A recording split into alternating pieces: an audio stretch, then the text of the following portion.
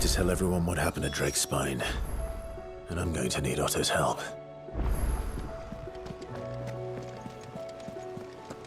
There's something about it. I feel like he's...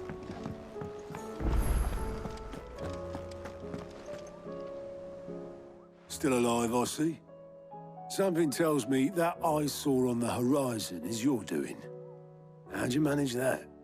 It's a long story. One that I'd rather only tell once. Right. All hands on deck, then.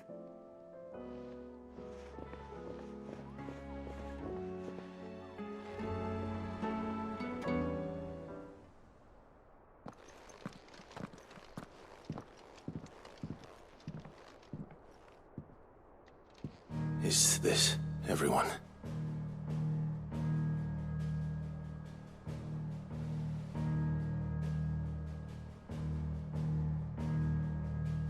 As I'm sure you've all guessed, the crystal which now commands the eastern skies was summoned by Ultima. He called it Origin. Though the significance of that name is as yet unclear. What does it matter what it's called? Its emergence tore Twinside asunder, and wiped my homeland from the map.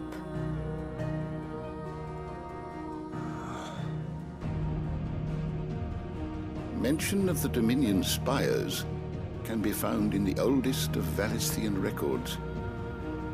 But to the best of my knowledge, none provide any hint as to their true nature. That they would prove the horns of some slumbering demon. Well... The Dominion's demise was at least quick. Elsewhere, the Republican army cannot hope to contain the chaos engulfing Randalar. Canva is in flames, and the Empire. Our allies are crying out for answers. I've sent the Cursebreakers to give them what assurances we can, but right now that amounts to fuck all. They wouldn't be able to stop what the skies have started in any case. People here and across the realm grow sicker with every passing day.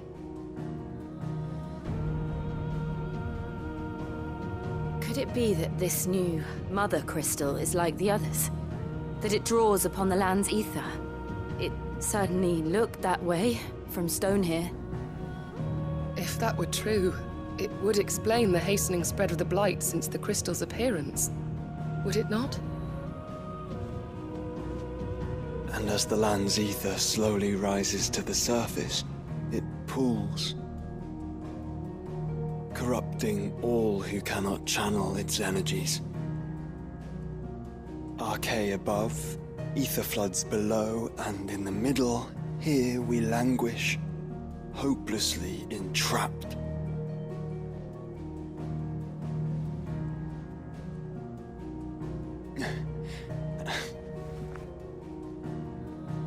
It's all right.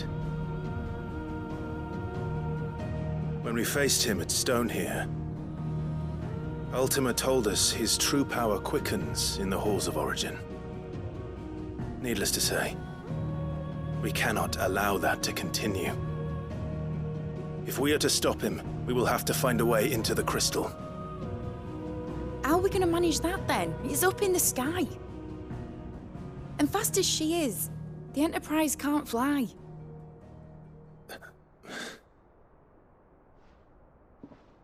It's a lot to take in, and I reckon we'd all benefit from some time to clear our heads. The answer will come to us. Don't you worry. Ain't that right, Clive? Right. That's right. Well, go on then. Bugger off.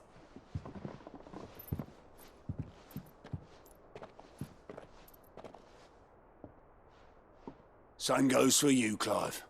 You won't solve anything like this. Trust me. Go and get some fresh air, eh? Thank you.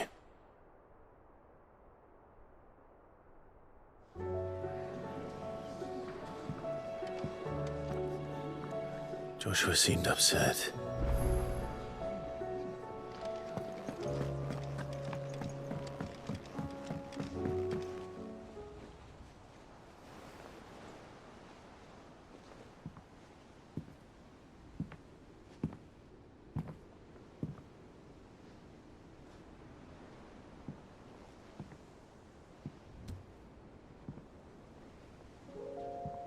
Ultima may have created us, but he doesn't make us who we are. Only we can do that. And if he would have us fight for our survival, so be it. It's what we've been doing all along. Much like Ultima himself, it would seem. His new world being naught but a means to survive. And so, we must contend to decide which of us shall inherit the land. Should Ultima prevail, it will mean death for us all. Of that, we can be certain. But even should he fail, what world awaits us? A withered, godless place, where our newfound freedom will most like prove a chain in itself. Well, that may be. But a chain can always be broken. As long as one has the will to break it. It won't be easy. It may take generations. Centuries of suffering. And that is, if everyone plays their part. But it will happen. And when it does, it will be on our terms. That is the world that awaits us. Indeed. And what better world could one wish for?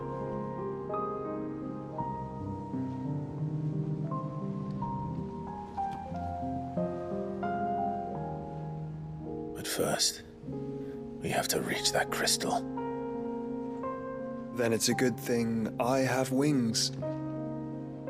You can barely stand, let alone fly.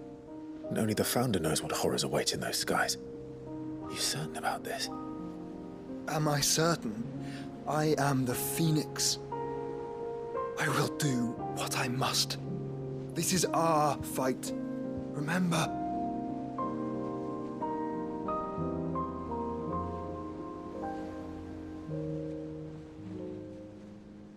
All right. I yield. But only what you must, yes?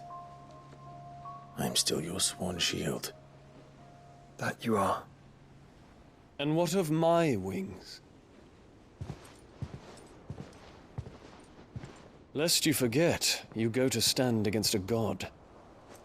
I would not have you succumb to fatigue before the fight begins. Ifrit, your brother mentioned that some few of the dominants who had lost their power to you were still able to prime. Is that true? It is. But their icons no longer submitted to their will.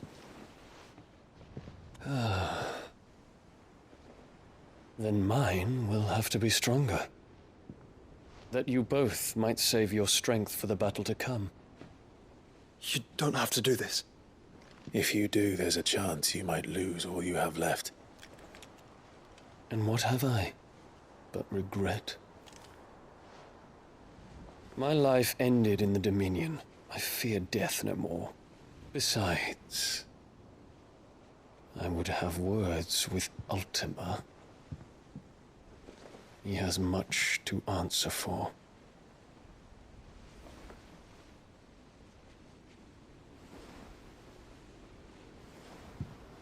We are in your debt, Dion.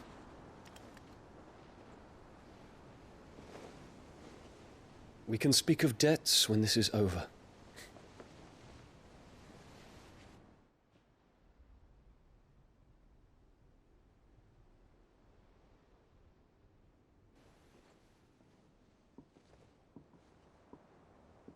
He speaks like a man who knows he's not coming back. And has come to terms with that. That doesn't mean that we have to, does it, Clive? Time to talk to Jill. I only hope she understands.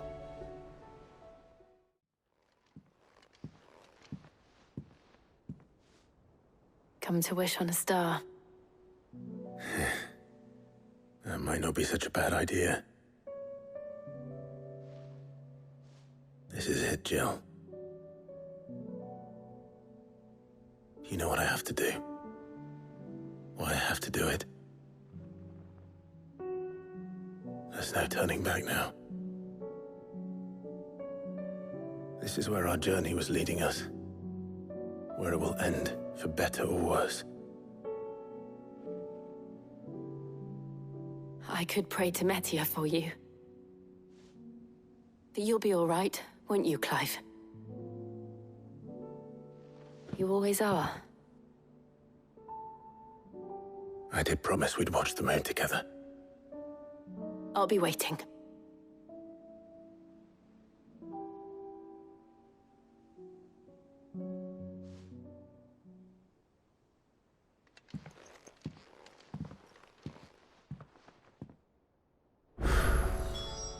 It's almost time. Better make sure I haven't forgotten anything.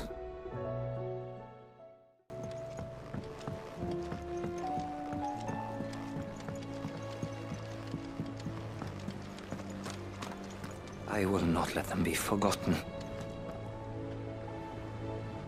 Sid, may I have a moment?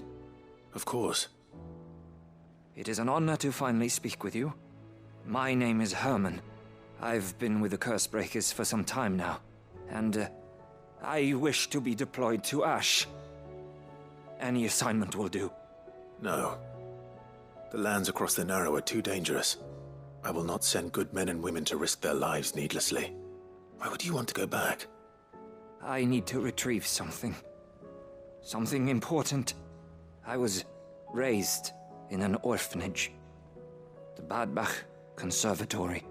Or rather, I was held captive there. It was not a place of nurture. It existed solely to turn bearer children into mindless weapons. We were tortured until we feared no pain.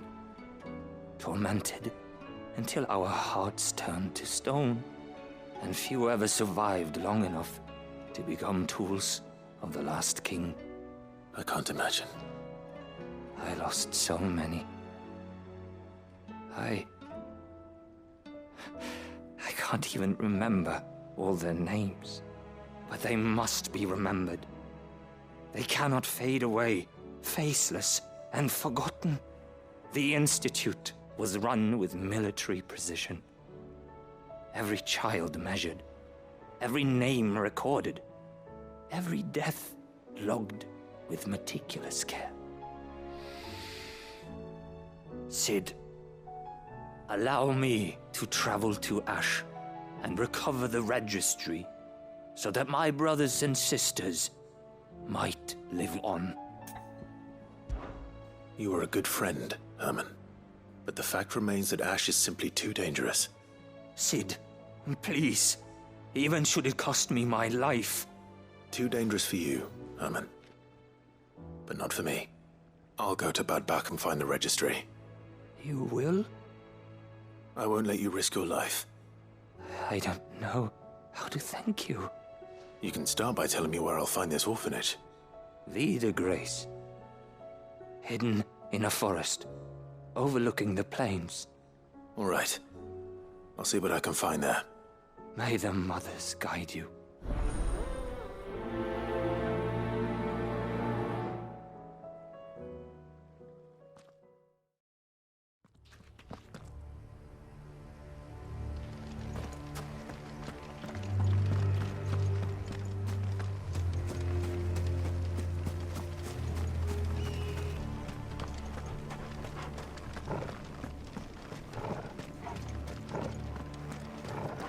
This must be the orphanage. Hopefully the registry is still here.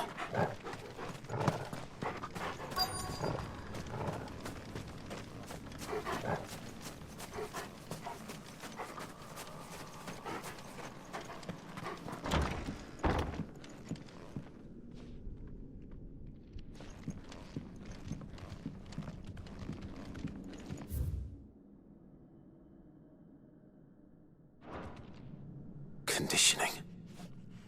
This is nothing short of torture.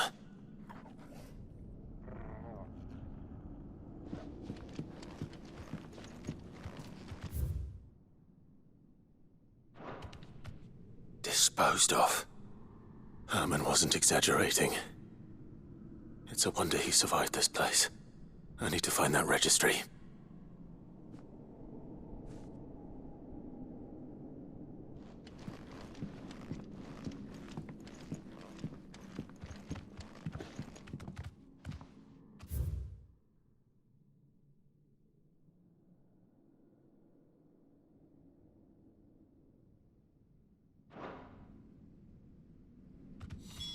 This reads like a suicide note. Did the director go through with his plan? There's only one way to find out.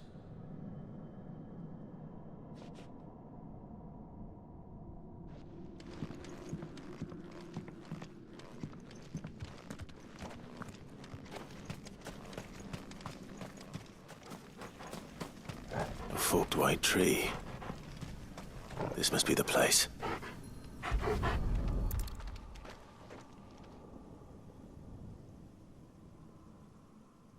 Could he really be buried here? There's something hidden among the roots. Let's see.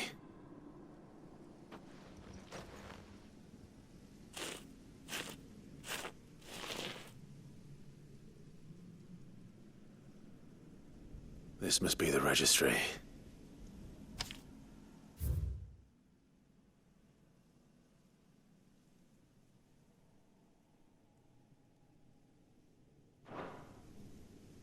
So many names. This place was a slaughterhouse. But where is the architect of all this misery?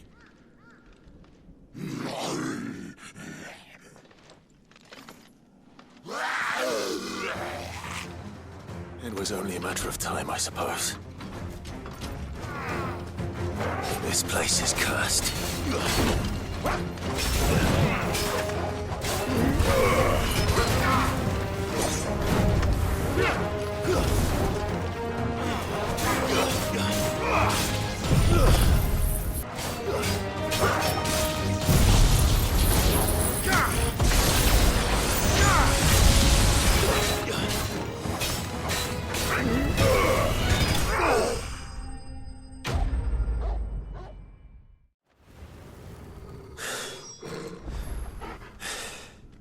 I'm done here.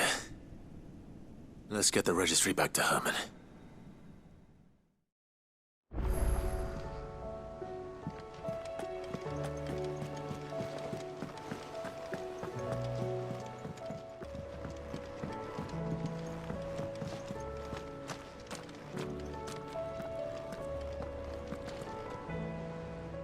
I hear that you traveled to Ash, Cid. Did you by any chance recover the names of my fallen friends? I did.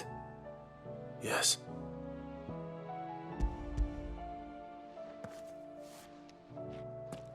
If I may? The bearer registry.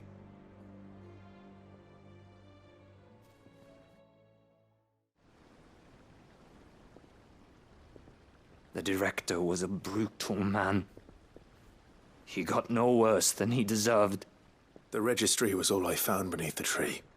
There was no sign of a body. Or any record of what happened to the children after the orphanage closed. I pray that at least some of them survived. All their names are here. The ones we lost. My friends. My light in those dark times. I can still remember their faces. Like it was yesterday. Children who were taken from their bunks in the morning, never to return. No explanation ever offered. They'd be happy to know that you survived, Herman. But why did I make it out alive, when so many others died in that awful place? It's not your fault. And blaming yourself won't bring them back. Honor their memory. See that their names live on. That way, at least. They're never truly gone. Thank you. Cid, I'm going to write a book. An account of the horrors of Badbach, and the spirit of those its custodians sought to crush. all of Valisthea will know of our suffering. And in the name of those I lost, I will not let it happen again. Neither will I. These records would have been buried for all eternity, were it not for you. Thank you.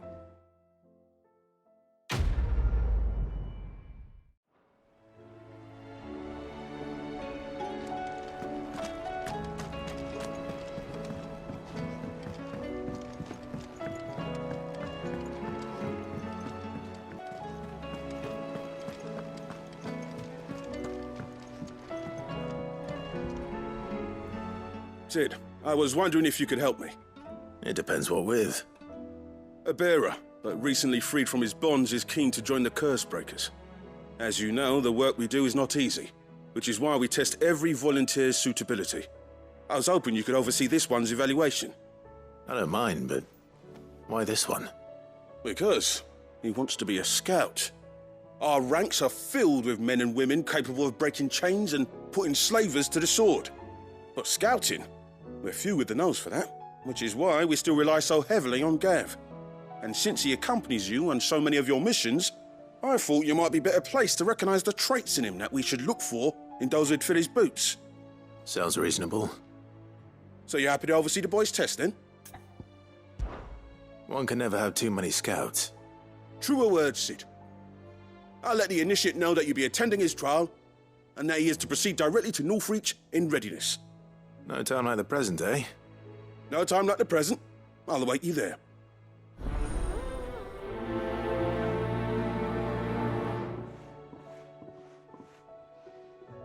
Northreach. I don't suppose they could have chosen somewhere closer.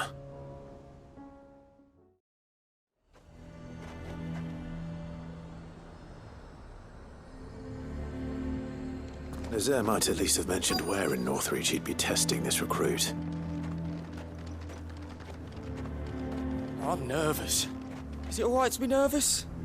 I don't care either way, so long as you do as I tell you. Well met, Sid. This is the initiate. Ember, present yourself. At your service, Master. Please, just Sid. There are no masters here. Your life is your own. Oh, of course. Thank you, Sid.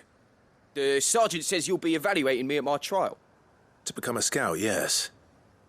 You are aware of the dangers inherent in that role. I am. But I swore I'd face them. Just like the man who saved my life. And who would that be? Gav. It was him who found me and freed me. No magic, no support, just one man and his nose. Came and sniffed me out. It taught me what one man can do if he puts his mind to it. And I've been training ever since, so that one day I can be someone's saviour, just like Gav was mine. I'm sure he'd be flattered. You clearly have good intentions, Ember. And it sounds like you're under no illusions. Stick to this path and you'll make a fine Cursebreaker. So, what? Have I passed? You haven't even started yet. Now listen.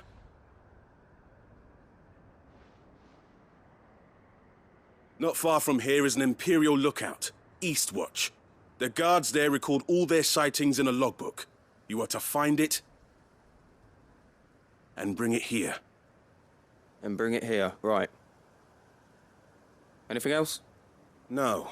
Sneaking into a heavily guarded Imperial outpost and stealing the logbook would be quite sufficient. You'll need to assess the situation, determine a point of entry, create a distraction and effect an escape, all without being discovered and thrown into an Imperial oubliette.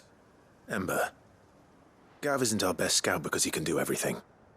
It's essential that you know your limits. Know my limits, right. I won't let you down.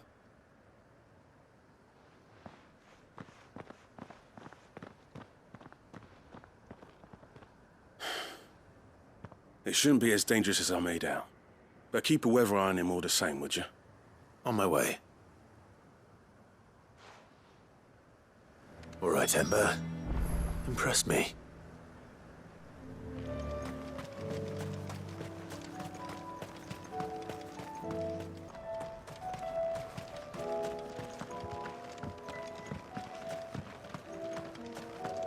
These are clean kills. Perhaps young Ember really is ready.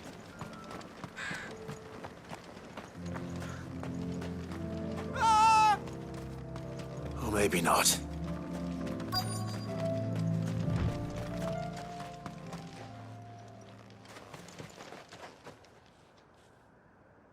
Damn it.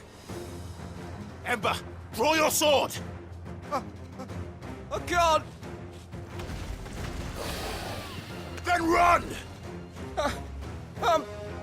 If you want him, you'll have to go through me.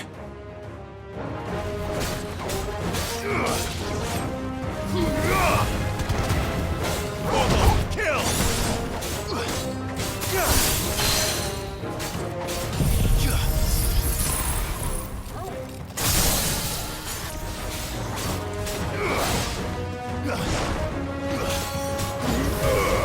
It's over.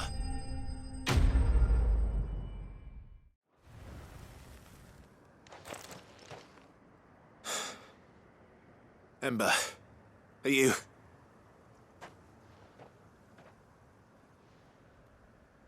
Gone. Of course. Scouts really are a rare breed. Back to Northreach it is then.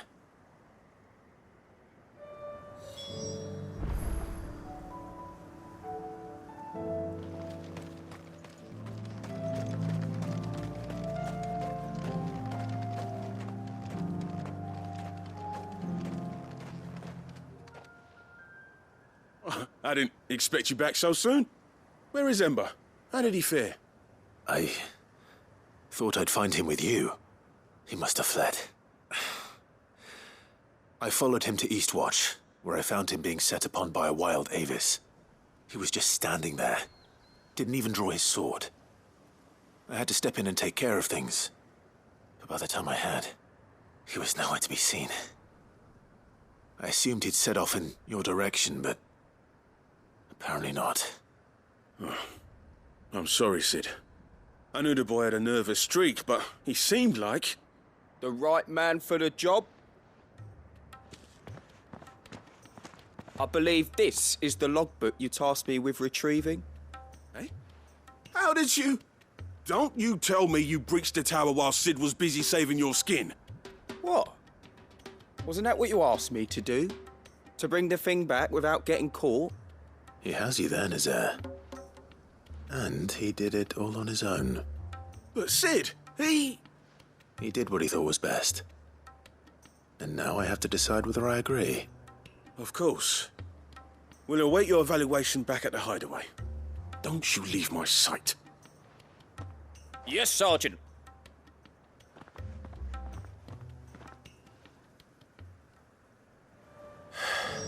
This won't be an easy decision.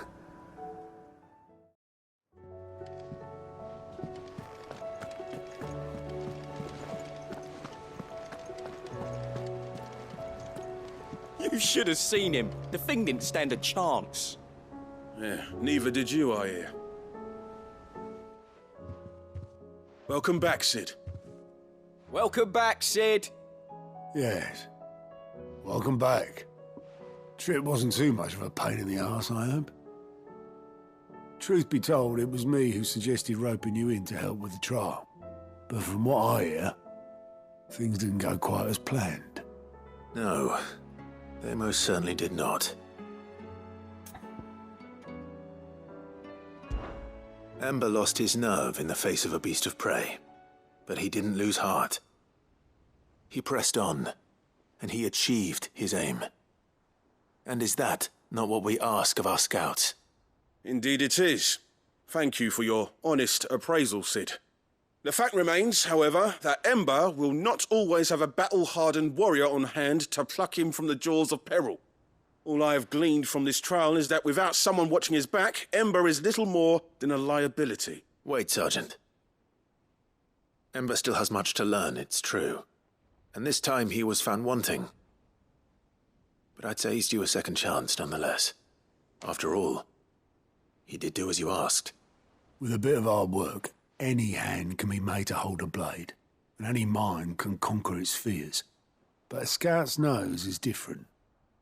You've either got one, or you ain't. And by sniffing out that log, young Ember here has shown he has a conch and a half. Wouldn't do to waste it now, would it? Fine. One more chance. I'll do whatever you ask. I'll spend my days and nights in the pit if I have to. I'll show you. Just you wait.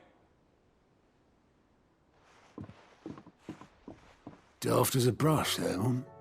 But his heart's in the right place. Just like someone else we know. And if you ask me, we've been leaning on him for far too long. That time the curse breakers took some of the weight off his shoulders, I reckon. It couldn't hurt. Just don't tell Gav I said so, will you? I won't have him thinking he's been hard done by. Next thing you know, he'll be asking for a day off. Chance would be a fine thing. Back to work. Forgive me, Sid. This did not play out as I expected. Things rarely do these days. But that's why we need men like Ember more than ever. Men who can make the best out of a bad situation. Remember that.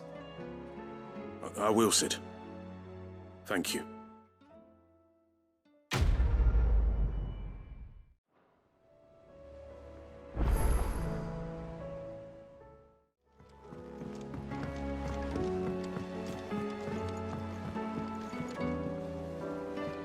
Sid, do you have a moment?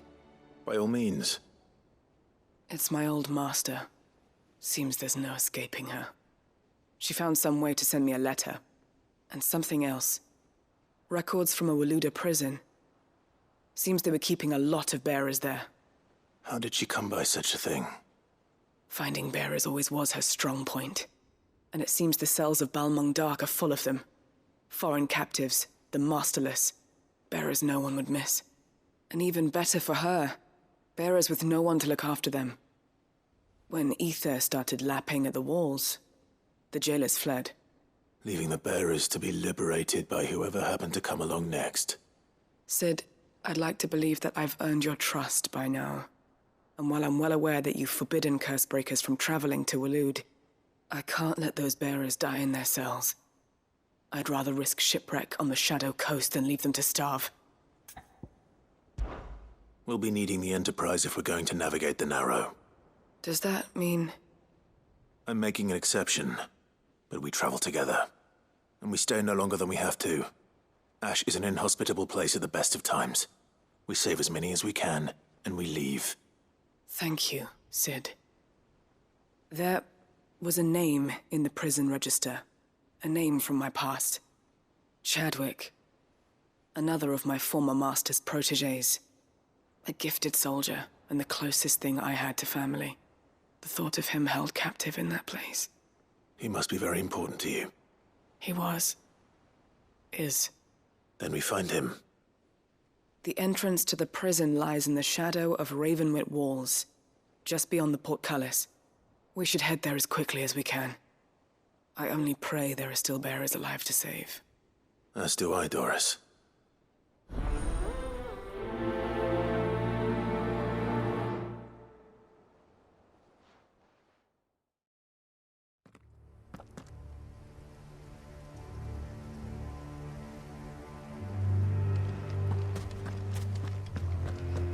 Doris is waiting for me near Balmung Dark.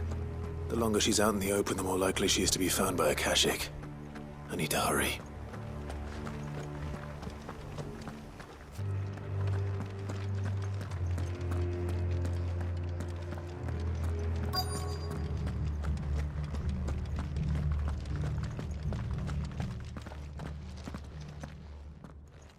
There were no guards, I take it. None manning the gates, no. It's a different story inside, though. The corridors are crawling with Akashic. Most likely guards left behind when the wardens ran. If Chadwick was being held here, I worry that he may already be. Don't give up hope just yet, but let's move quickly. Let me check the ground floor. The ether stick is there. Then I'll search the upper level. Good luck, Sid. Stay safe.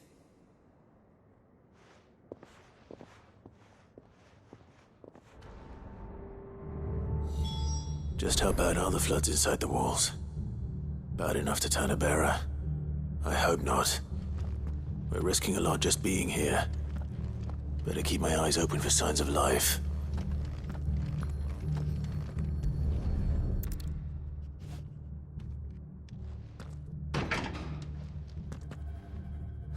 Locked up tight.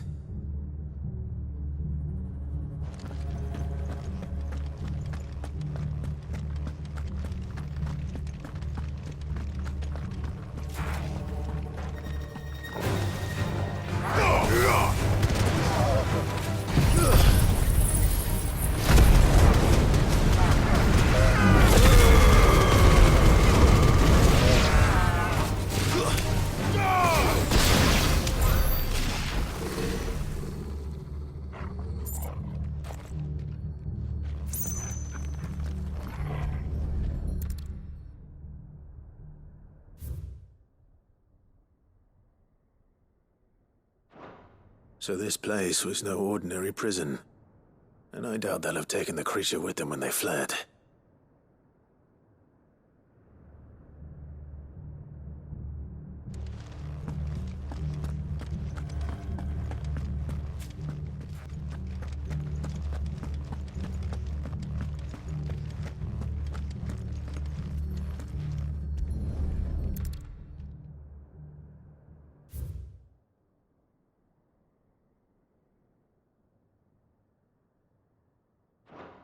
Minimal loss of Waluda lives.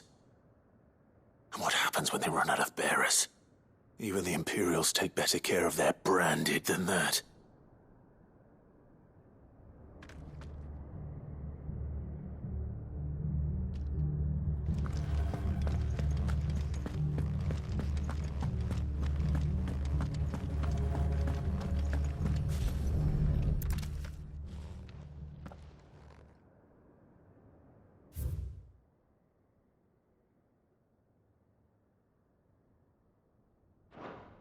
They were feeding bearers to it.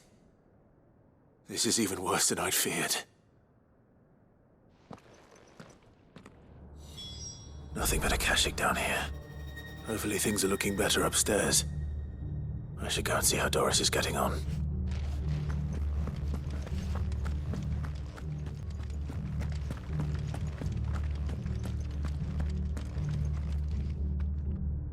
No lock downstairs. But I did find out that this place was more than just a prison. Something far more sinister was happening here. I know. I've been reading some of these documents and... it can't be true, can it? Bearers die every day in service of their masters, but this is so much worse. Pitting bearers against a wild beast armed with nothing but their wits? And all in order to bring about more death. And not just those who could fight, but the elderly, children even.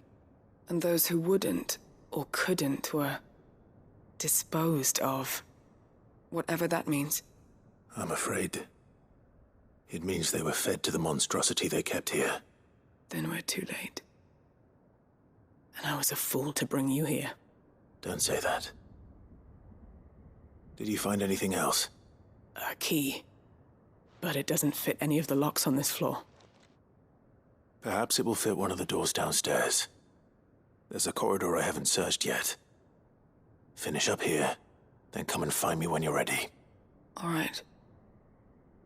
I'll be there in a moment.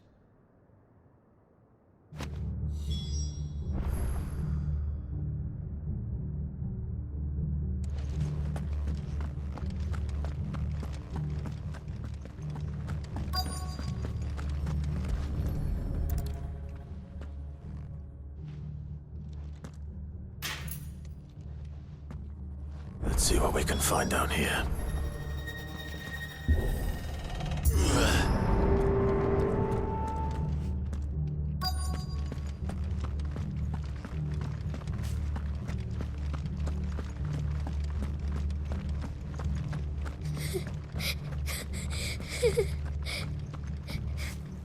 A survivor. And she sounds close.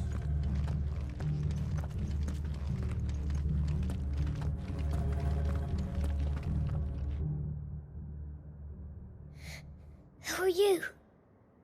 There's no need to be afraid. Are you alone? Are there any other survivors? Some of the guards. They're still here. But something's wrong with them. Everyone else was eaten by the monster. Of course there were. Thank the Founder. It was worth our coming. But I'd rather we didn't linger. Are you ready? Ready when you are. You poor thing. You must have been terrified. Did Chadwick send you? What? He fought the monster. Distracted it so I could run away. He must have sent you. He promised to free the others too. Where is he? He opened your cell, didn't he? He wouldn't be here otherwise. Chadwick.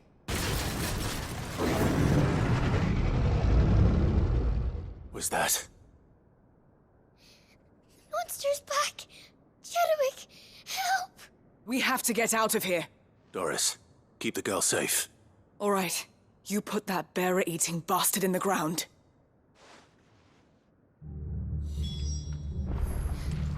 We have to run. It's out there waiting for me. I can't let it live. Not if it's got a taste for bearers.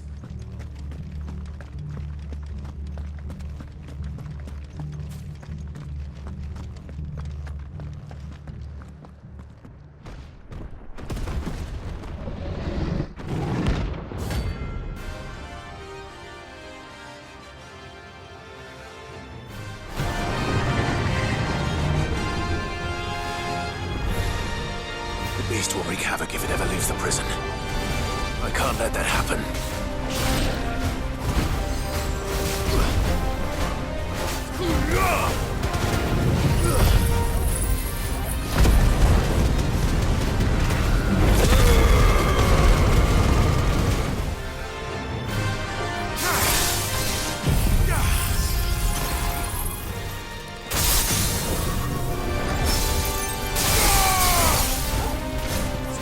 Thanks, boy.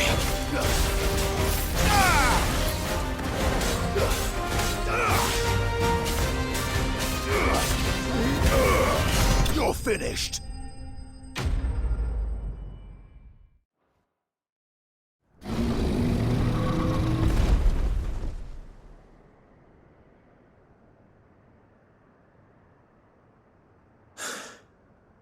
Finally. Sid, are you hurt? I'm fine. I think.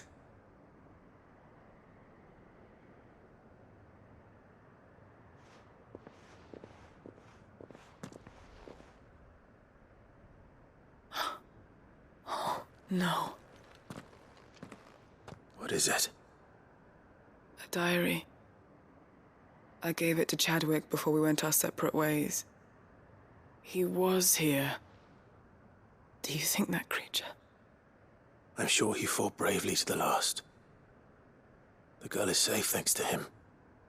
Chadwick. You fool. Come on. We have to get her back to the hideaway. We don't want his sacrifice to have been in vain. No. Of course not. I'll see that she's looked after from now on. It's the least I can do.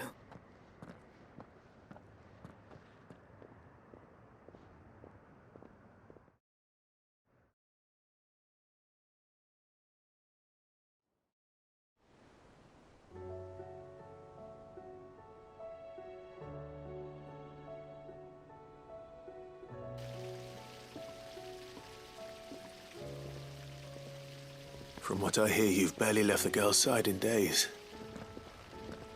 I hope she's recovering from her ordeal. She is. Slowly but surely. She's far tougher than she looks. I thank the flames we found her. If we hadn't... I know. But we did. I'm sorry we weren't able to save Chadwick. There's no need to apologize. Without your help, I would never have found out what happened to him. How he fought to the bitter end to save her. To save Haida Marie. That's the man I remember. The man I thought of as a brother. I wish I could have met him. I'd like to hear more about your past. If you don't mind, that is. Of course. You already met my former master. She trained Chadwick and I to do two things: kill and obey. We were supposed to be sold to the highest bidder when the time came. But no bid was ever high enough to convince her to part with us. For years, we were her daggers in the shadows. But we could never quite shake our doubts about the things she made us do. And then, one day, we just couldn't do them anymore. So we escaped. But staying together was out of the question. They would have found us too easily. After so many years of training, the pull to serve was always strong. It scared me to think he might have taken another master, become a dagger in someone else's hand. But even in captivity, the battles he fought were his own. And he died not as someone's tool, but as a hero. Haida Marie is proof of that. Bearers can cast off their shackles. And the Cursebreakers will show them how. I'll fight until my dying breath to see it done. For Chadwick, and for all of us. Thank you, Doris. We'll be counting on you.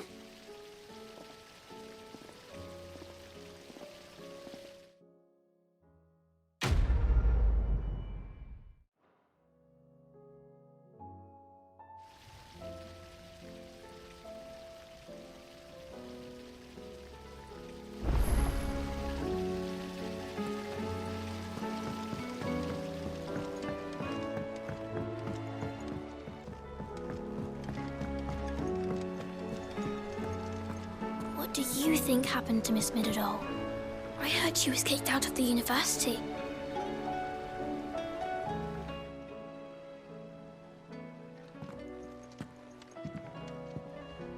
Sid, you have to help us. With what? You didn't take apart another of Mid's contraptions, did you? No. Well, yes. But that's not what we want to talk to you about. It's Miss Middledore. She's been acting strange. Very strange. She's barely ever around. When she is, she acts like we aren't even there. Her head's in a crowd. In the clouds. That's what I said. In the clouds. Well, she does have a lot on her mind. When did you last see her?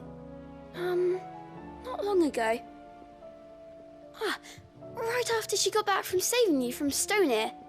Then it's probably just about the Enterprise. It did take quite a battering on the way there and back. You didn't break it, did you, Sid? You really should be more careful around Miss Middeldore's inventions. Don't listen to her. Even if you did break the Enterprise, you could put it back together, couldn't you? But who's gonna put Miss Middledore back together? She seems really sad. Why don't I go and see if I can cheer her up? You do that? For us? She's in her dungeon. Don't scare him.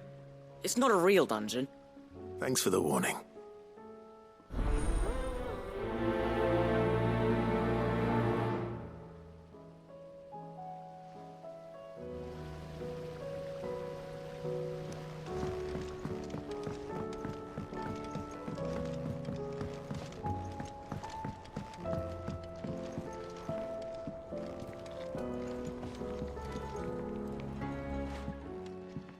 Mid, if you have a...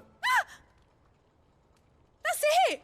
I knew it! The answer was right here under my arse all along! If this doesn't steer to the skies, nothing will! To the skies? You aren't trying to give the Enterprise wings, are you?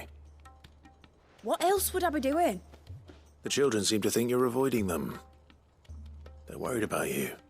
Is this really so important that you need to shut yourself away from everyone? The Enterprise is already the fastest ship in the realm, and that's with the sea beneath her. But what if she weren't bound to the waves? What if she weren't bound to anything at all? It's not fair. The gods get the skies all to themselves, so I'm gonna do something about it. The Fallen had their chance, but they relied too much on magic. And see where that got them? But not me. I've discovered how to do it without. Well, almost. First I need to make a prototype. And is that a one-woman job? Are you volunteering? I'll have you know the Enterprise is my baby. But if her godfather's offering to lend a hand, I'd be happy to take it. First, I'll need oil, and not just some old drippings from Miss Molly's spits in the Tub and Crown. Refined stuff, like they make in Ordil. Then I'll need some bone, or shell. Light, strong, preferably no longer attached to the beast it belongs to. If it's beast bones you're after, I'm sure the Cursebreakers will know where you might find some. No, they'll know where you might find some. You're the one who offered to help, remember? I should speak with one of the Cursebreakers before I set off for Old Hill. See if I can't find this bone while I'm there as well.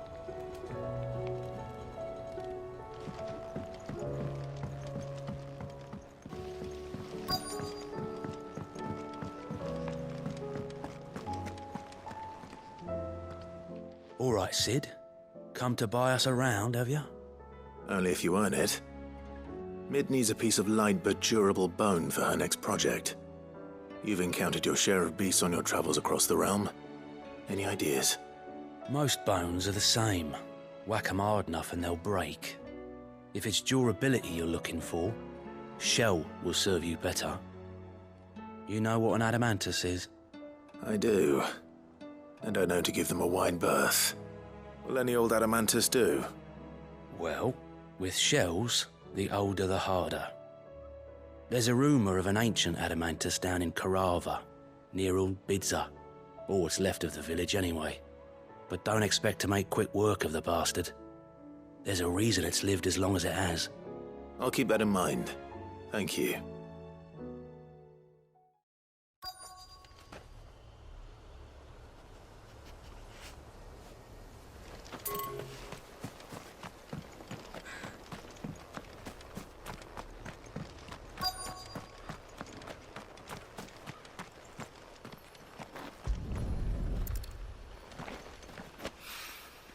Mid's oil. After what happened here, it's a miracle there was any left at all.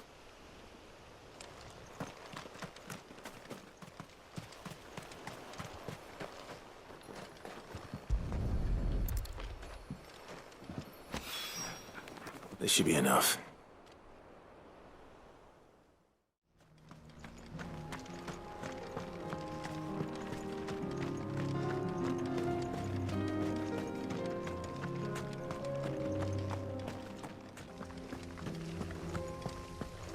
Here we are again. Karava. If you were a tortoise, Torgal, where would you hide?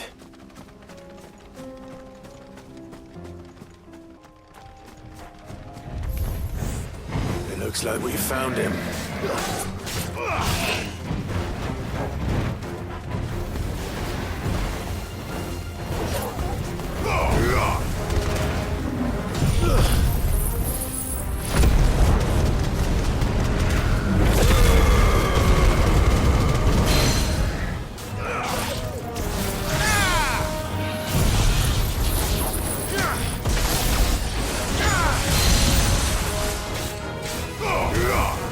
Farewell.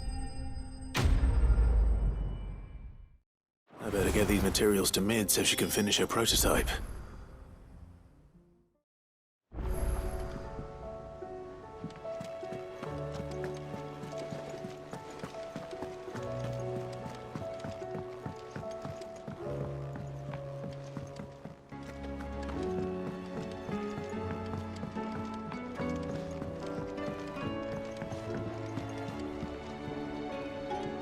Mid, tell me this is all you need.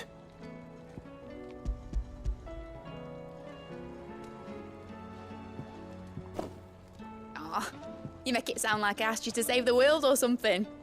Tell me this is all you need. It's most of what I need. After you left, I went over the figures again, and I realised I'd forgotten a 1 and a 0. And a cogwheel. Just a tiny one. Though, that's the problem. Gears that small are a bastard to make, and I may have lost the one Blackthorn spent a fortnight toiling over. Wait. The children. When they took apart your scales, there was a tiny brass gear. Now that I think about it, they didn't use it when we put the scales back together. The young'uns? But why would they... You know what? I don't want to know. I'll keep working on the model. You go and find that cog.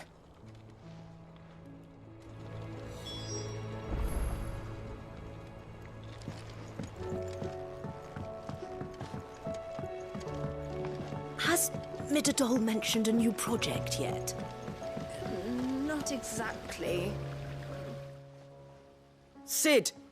Is Mid still hiding from us? She wasn't hiding. She's fine. She's just busy working on her next project. A new invention? What is it? What is it? Is it an airship? I bet it's an airship! Do you think she'll let us help? That just so happens to be why I'm here. She needs something special, something only you three can provide. A brass gear. A tiny one. One that might fit on, say, a set of scales? Oh, the one you forgot! We remember! We saved it, just in case. It's in the bag of bits. Since your lesson, we've been disassembling, then reassembling everything we can find. All the pieces that are left over, we keep under our beds, just in case. That's good to know. Look! I found it!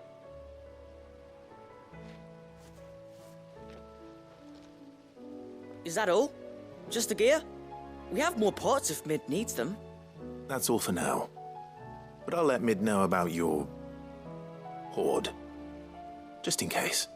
Thanks, Sid.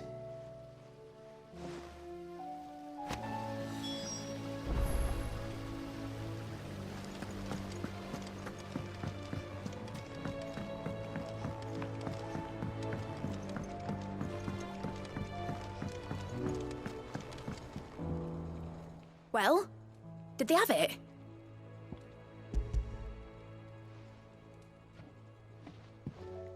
They did. And they kept it somewhere nice and safe. Will it work? Will it work? It's perfect! You're a genius, Clive. What exactly are you going to use it for? Only the most important job of all. The wings aren't going to move on their own. But with the right cog in the right place... Well, you just wait and see.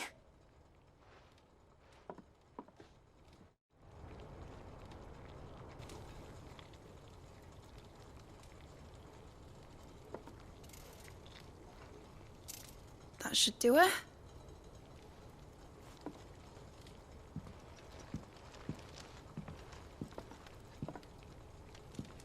Here goes nothing.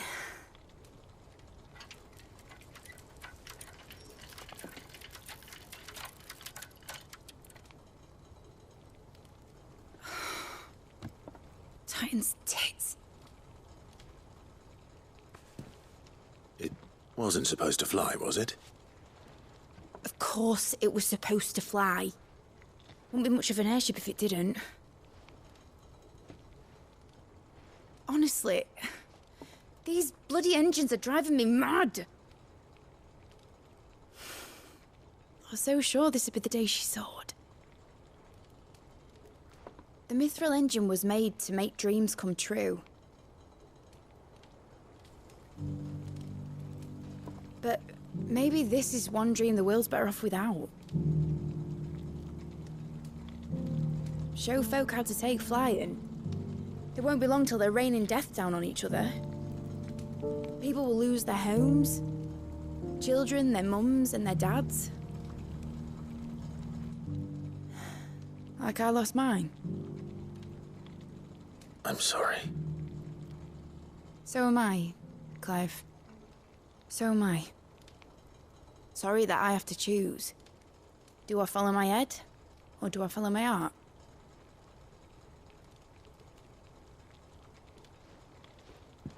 Good question. The first time I stood on the deck of your ship, felt the wind in my hair. It was like I was flying. But imagine how it would feel to actually do it. My dad always said there were two ways of living life. Chasing a dream or shuffling to your grave. And he were right. Right about a lot of things. Not that I like to admit it. People need dreams to chase. Especially in a world like this.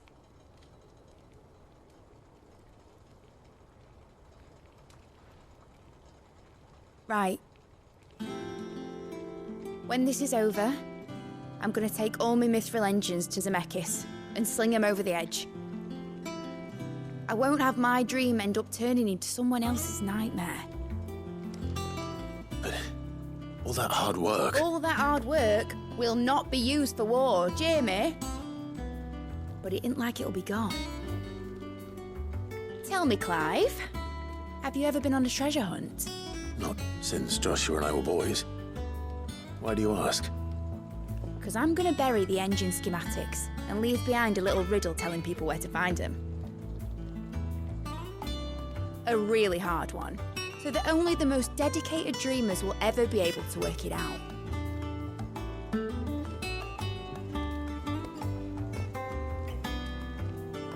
Ooh, I can picture it now. Some daft general squinting at the words with a gormless expression on his mug. Like that one, yeah. Right.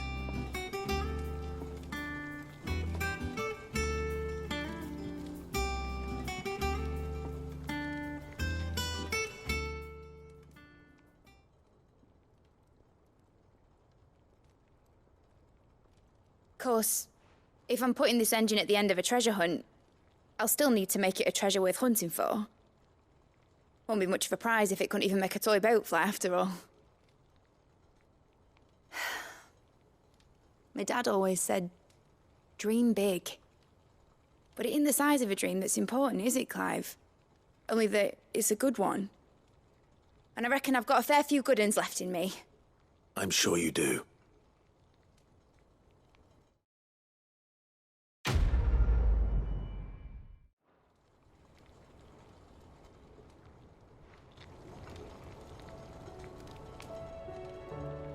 What shall I do with your model? You spent a lot of time on it. We both did. What, that old thing? Not healthy to cling to your failures, Clive. They'll weigh you down, you know. Sound advice.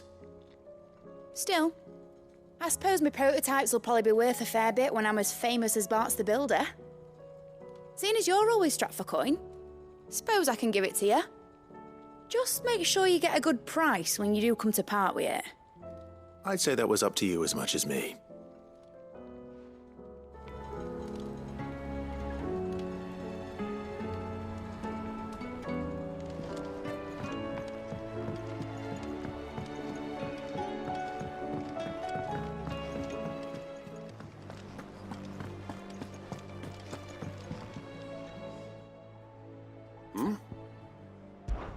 Clive, my boy! Rutherford informs me that we owe you our thanks. Hadn't intended for you to get involved, but such are the times we live in, huh? I would have done the same for anyone else. You're far too modest, Clive. You'd make a terrible nobleman. But tell me, is the realm truly in as dire a state as Rutherford suggests? From what little I saw, you were right to be worried. I suppose I should have expected the worst. But I was rather hoping the great and good of the realm might have things a little more under control. Alas, it seems that firm leadership is in short supply these days, and without it, the people are bound to lose their way. We must move quickly. But where do we start? True, the challenges that face us are many. But in my estimation, there are two key areas to be addressed before any other. The realm's armies and her larders. As you've seen firsthand, it's every man and woman for themselves out there. Certain cities have banded together to try and maintain some semblance of order, yes, but such cases are few and far between. And yet, the only remedy for the chaos that faces us is unity. A unity that transcends even the borders laid down by our ancestors. In short, if Storm does not stand together, she will fall apart. But how would one even begin to unite the realm? The armies, my boy. As I told you already, we begin by restoring order among the ranks of those sworn to maintain it. Sadly, I doubt I could convince even the lowliest gaggle of privates to dig a latrine together. But I do know someone the High Commanders have been known to listen to on occasion. Field Marshal Eugen Havel. I thought he was retired. He was, until an Akashic army tore through Randalar and killed most of the rank and file. There is no man alive more capable. Literally. And as luck would have it, I've already spoken with him on the matter. Of course you have. And he's agreed to help. On one condition. That he first speaks with you personally. Havel has always been a man of frustratingly rigid principle, and he has certain qualms about clasping arms with, well, with an outlaw. I extolled your many virtues as best I could, of course, but the old goat was adamant that he be allowed to appraise you in person. You don't mind, do you, my boy? Of course not. As long as chaos reigns, we will never build a better world. I'll do whatever it takes. And if the Field Marshal wishes to speak with me in person, then so be it. That's the spirit. I'll leave for Randalar at once. Would you send a Stolas? Of course. Rutherford is already in the Dalmekian capital. I'll have him tell Havel to expect you forthwith. Excellent. Thank you, Uncle. No, thank you, Clive.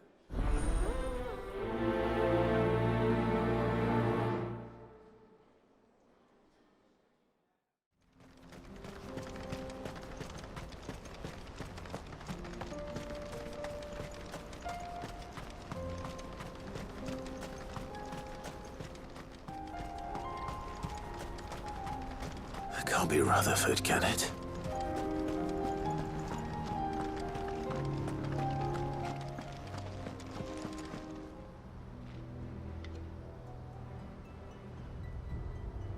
Turncoats and cowards, the lot of you!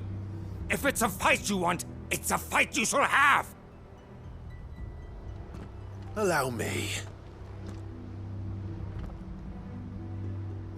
I don't need your... Please, Field Marshal, oblige him. This won't take long.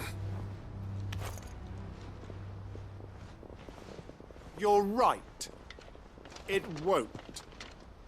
Men, finish him.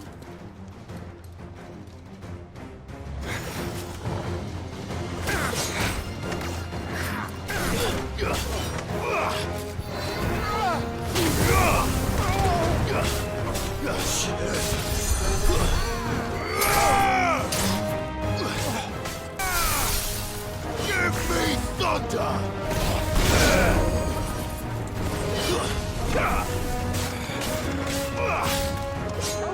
Stay down!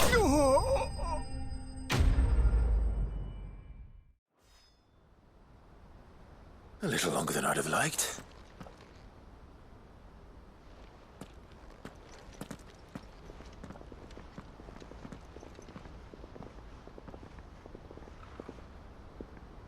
Field Marshal Havel, I presume. Are either of you injured? No, my lord. You arrived just as our escort turned on us. Fucking traitors. I'd heard reports of soldiers in the outlying regions abandoning the oaths they swore. But I hadn't thought the corruption had reached so close to the heart of the Republic. It's a fucking disgrace. Your interfering old bastard of an uncle tried to warn me, of course.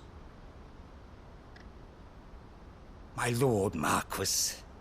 Or is Sid the Outlaw more to your liking? Call me what you want. It doesn't change who I am, or the urgency of the message I bring. My uncle has a plan to right the realm, and he needs your help to see it through. Before I agree to anything, I'd have you answer one question. What do you stand to gain from all this? I won't deny that I might benefit from further chaos. But I seek a new beginning for all of us. And while the choices I've made may not always have been the right ones, I know I made them for the right reasons. For so long, so many of us have been told how we could live, how we could die, when it should have been our decision all along. Now we have a chance to put things right.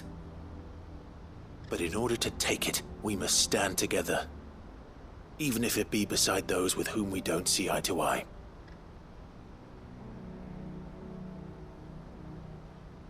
Certainly not the words I expected from an outlaw. But perhaps your uncle was right. You are no ordinary outlaw. I'll never hear the end of this. All right. I'll start by ordering my most trusted guard to bring the Dhalmekian fringes under control. Next, I'll make contact with my counterparts in the Imperial Army and see if I can't convince them to try and restore order in their own territory. Thank you, Field Marshal. But they are not the only ones we will need to convince. What do you mean?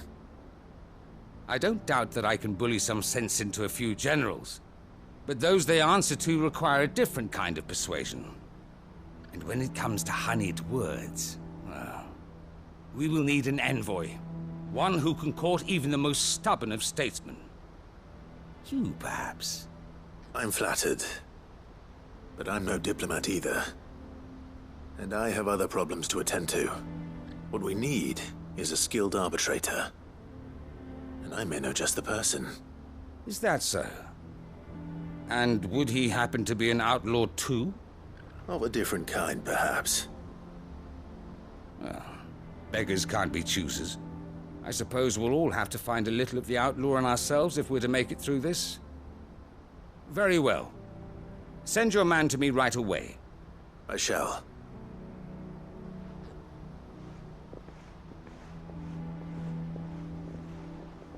My Lord Marquis. Your Lord Uncle bade me escort the Field Marshal to his manor in Port Isolde. And I will see that my associate joins you there. Very good, my lord.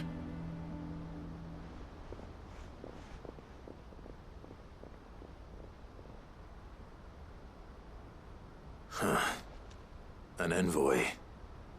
I'm not sure I'm the man to talk anyone round. I can barely convince my brother to take his medicine. No. This is a job for someone with experience. Someone like Quentin. I hope I can convince him at least.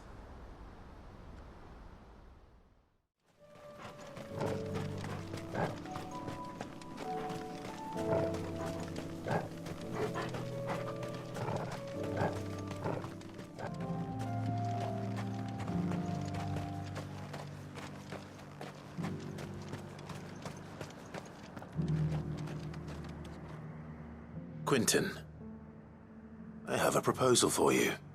Do you now? Something tells me you'll be asking more of me than a cask of Gotand gold. Go on then. Propose.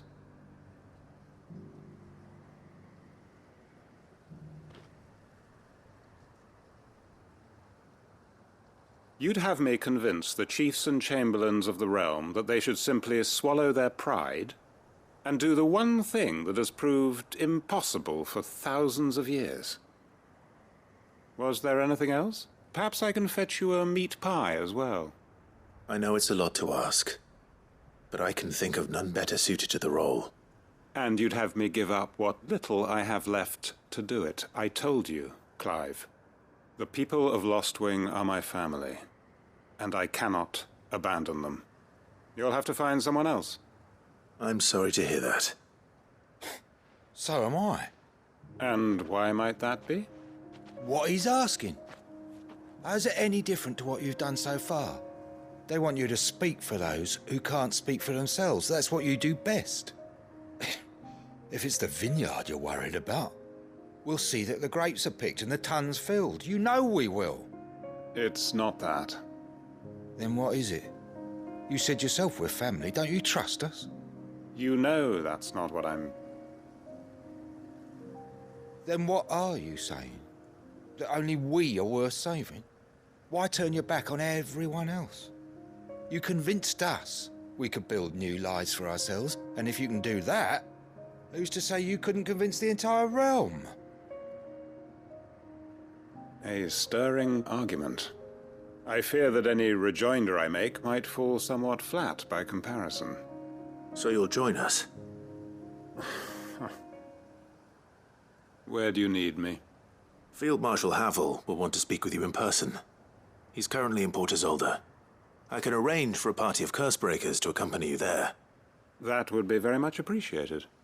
I hear the roads are far from safe these days. Hopefully not for long. My uncle will want to know that his plan is taking shape.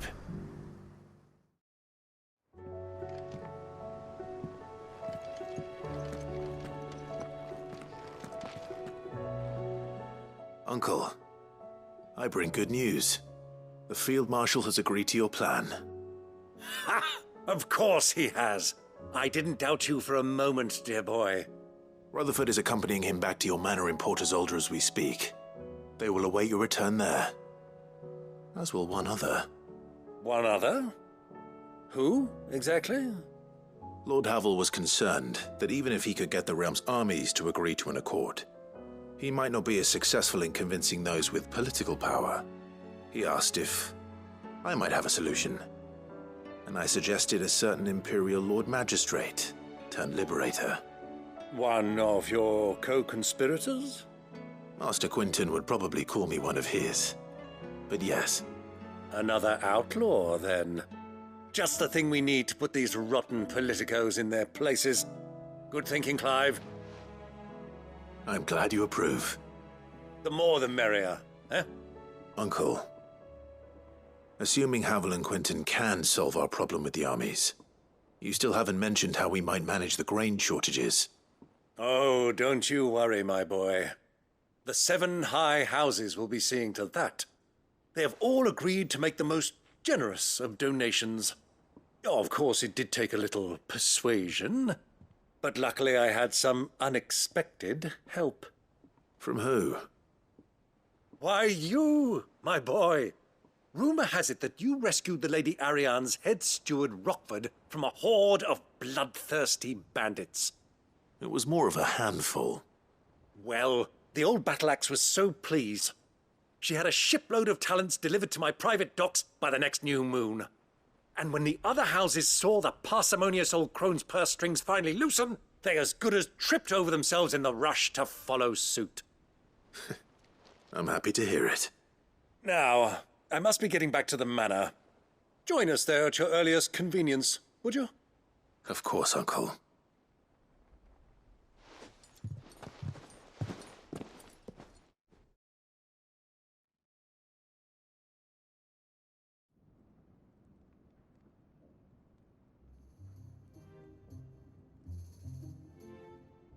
And how, pray tell, will we get that grain to the capital if the roads are still overrun with akashic?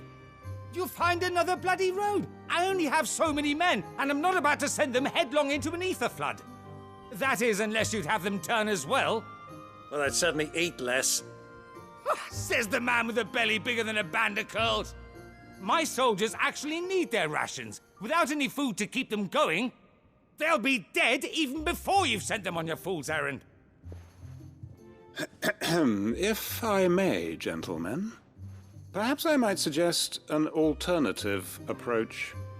Though supply routes are indeed disrupted, there is no shortage of ships. Indeed, they bob away in every bay from here to Randalar, awaiting a safe haven.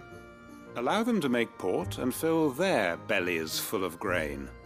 And once those who crowd the cities are fed, ferry the displaced back to the countryside to work the fallow fields.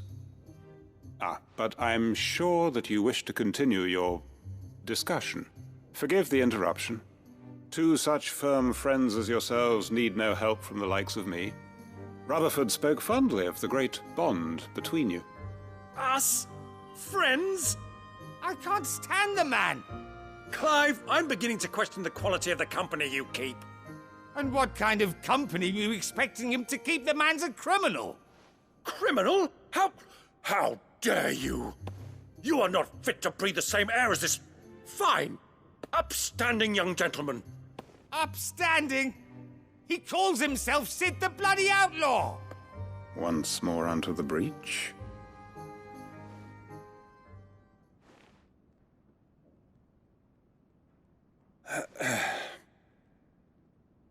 Shall we begin again? What we seek here is not to create a new nation, nor to claim the thrones of those that already exist. We wish simply to bring stability to the realm that mankind might weather the current storm. And to do that, we must convince those in power, the generals, the statesmen, the nobles, that our cause is just. There will be disagreements, yes, and I imagine some resistance, much resistance. But we cannot let that deter us. If we show them the path, show them that we walk it ourselves, then I am confident they will follow. The fate of the world lies in my nephew's hands, but the well-being of her people lies in ours. And we must not squander the chance that Clive has given us. Uncle Byron, Now, with that settled, let's move on to the signing of the Accord. For what great moment in history hasn't been accompanied by a little ceremony?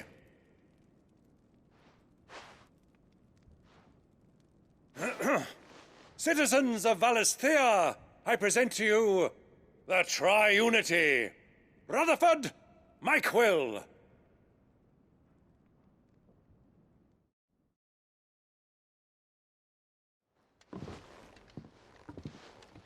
Well, my boy, the stage is set.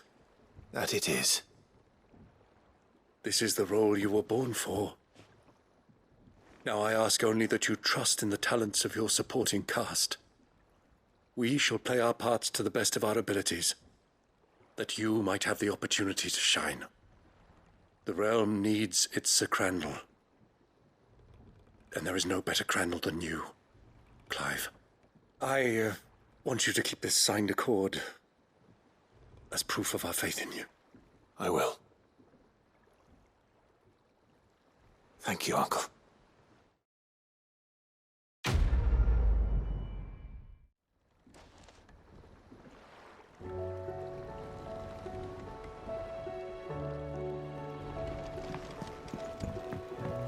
What do you think that thing is? And how the hell is Sid gonna deal with that?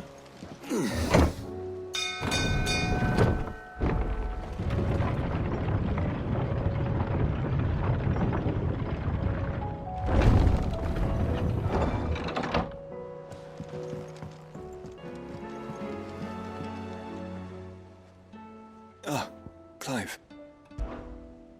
Joshua, what's wrong? And don't say nothing. It's not nothing. I've received word from Cyril. The Undying have found Father's will, or something akin to it. His will? How and where? In the crypt beneath Rosalith Castle. After Kupka was kind enough to drive out the Imperials, the Undying took the opportunity to recover what relics of the Duchy yet remained. And in the process of doing so, they found a letter from Father. I'm surprised anything survived down there. Cyril asked that I join him in Tabor at my convenience. I have been meaning to go, but would you join me? Of course. I want to know what's in that letter as much as you do. Very well. I'm ready to leave when you are.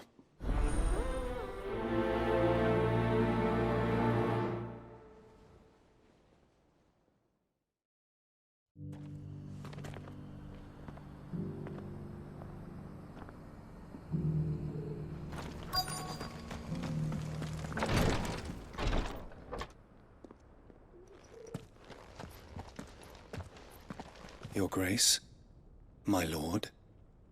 I trust your journey was not overly onerous. Cyril, you found a letter from Father? Yes, I have it here.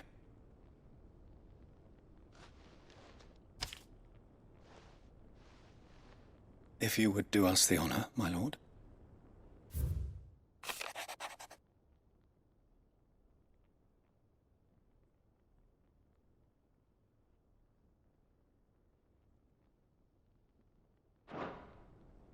An inheritance. It would seem the late Archduke penned this missive shortly before his passing. The day before we left for Phoenix Gate. What are these plans he spoke of? His plans for the duchy, Your Grace. Your father entrusted them to my predecessor, the former bearer of the Burning Quill, who entrusted them in turn to me. The complete emancipation of bearers is their stated aim. But your father's dream did not end there. His Grace also spoke of building hospices to care for those stricken by the curse, and the founding of a new university to further the development of non-magical technologies. With the blight spreading ever more widely across the twins, Archduke Elwyn saw this as the only means of securing Rosaria's survival. He wished to see men and bearers treated as equals. To see centuries of common wisdom overturned. Small wonder he did not think it achievable within his lifetime. But he thought it achievable nonetheless. Had he not, he would never have written this message. Nor would he have entrusted his vision to his most faithful aides, those who would have stood with you, shielded you from the machinations of the less benevolent personages at court. It's a pity only they are still with us.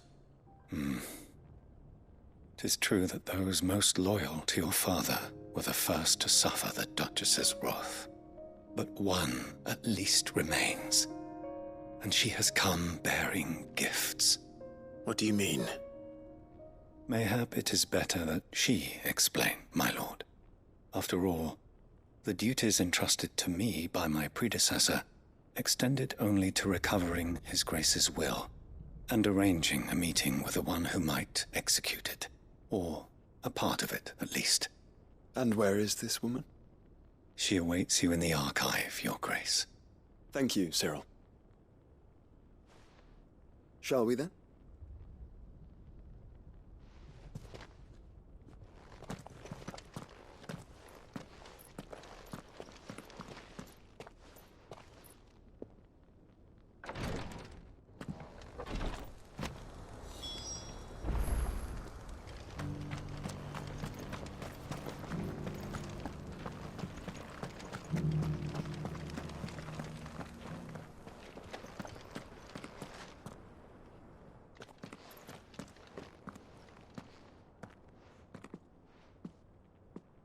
My lord, Your Grace. I hardly recognize you. I am Goditha, retainer of House Rosfield, loyal servant to the Phoenix and his shields. Your father, the Archduke Elwyn, entrusted me with the delivery of a gift. I only hope you can forgive my tardiness in bringing it to you. Lift up your head, Lady Goditha. You have our gratitude for your service to our house and to our father. I merely did my duty, as any proud Rosarian would. My lady, perhaps you could explain a little more? What exactly is the gift you bring? As I'm sure you know, it has long been the custom for the children of House Rosfield to be presented with certain keepsakes upon their coming of age. Indeed it has. Our father often spoke of the day when our turn would come. And had he lived to see it, he would have presented you with the treasures I bear. Matching armbands for you both. Alas, he did not live. Indeed, he was taken from us even before they could be completed. He had intended to claim the Heartstone with which each armband was to be finished himself, but it was not to be. and his gifts remain incomplete. I see. It saddens me to bring them before you, as they are. It was your father's wish that you be presented with the finished articles, not these works in progress. But with his grace long since gone, and the stone left unclaimed, I had little choice. You are grown men now, and his house is yours. And while I would not presume to insist upon your claiming the Heartstone in his stead, I know that nothing would have pleased him more than for you to do so. Thank you, Lady Goditha. What say you, Clive? What else? Of course, my lady. May our father's will be done. Oh, I am much obliged. Do you know where we might find this Heartstone, my lady? I do. Though it may be a matter of a good deal more than simply happening upon it. It is found in the bellies of elder griffins, you see. We do at least know where to find one. A certain specimen has made its nest in Titan's Wake, not far from here. A certain specimen? You are most perceptive, Your Grace. In answer to your unspoken question, yes. In fact, this is the very same beast your father meant to slay. I have been tracking its movements since you were but a boy. Were you to slay it in his stead, as men of House Rosfield, it would surely make your father proud. What say you, Joshua? What else?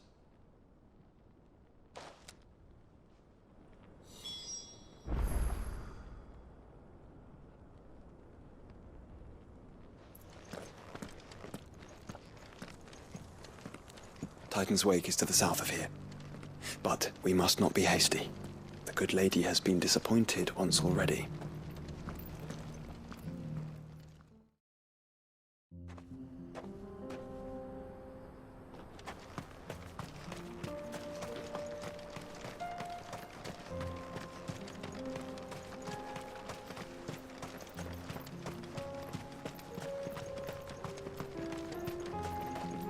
Eyes peeled, Joshua.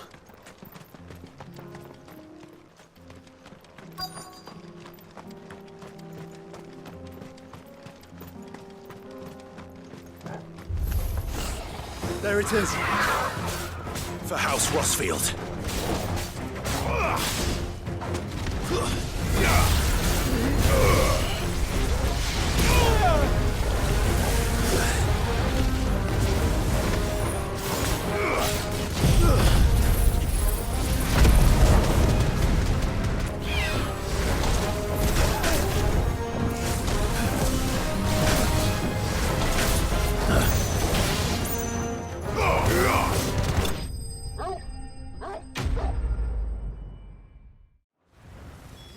Is this the Heartstone? I expect Lady Goditha will know.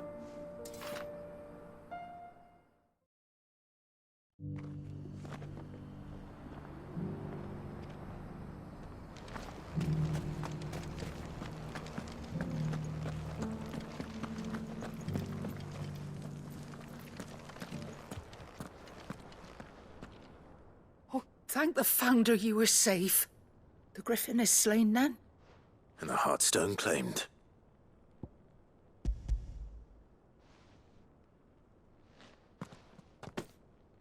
Yes.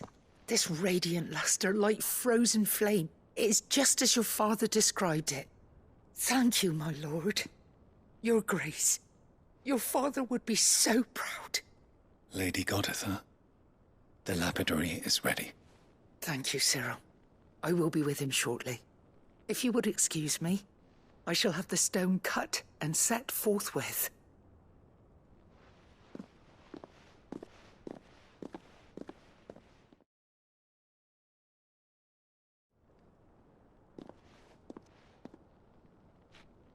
The armbands are complete. Pray, take them. They are yours, after all. Heartstone is harder and more enduring than garnet, or even ruby. It symbolizes unwavering will and devotion, and the graven vines encircling the stone represent the unbreakable bonds between you. It's a message. Father knew we had enemies both inside and outside the duchy. Enemies who would thwart his vision.